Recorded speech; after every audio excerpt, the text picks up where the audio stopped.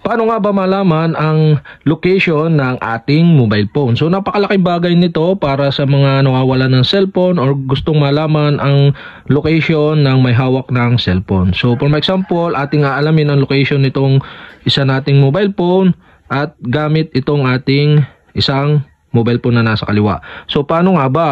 First, ang gagawin natin is punta lang kayo sa map application, Google Map.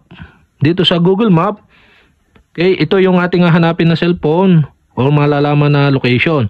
So ang gawin nyo lang, tap nyo lang yung profile na nasa kanang taas na bahagi. At dito may makita kayong location sharing. Okay, tap nyo lang. Okay. Pagkatapos, dito may nakalagay na new share. So mayroon akong nakashare na isa. So ito yon. Pero tuturo ko sa inyo kung paano i-share. So tap nyo lang ito new share.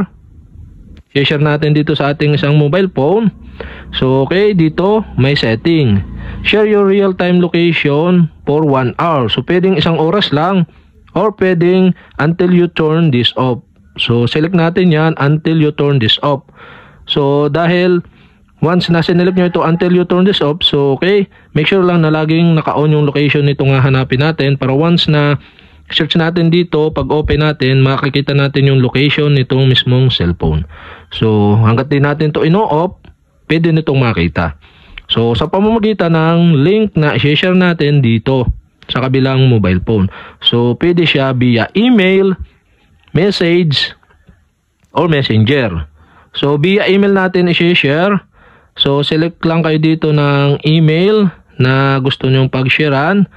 So pwede namang messenger or message. So sa atin, email. Select nyo lang yung email na pagsesendan. So for example natin ito.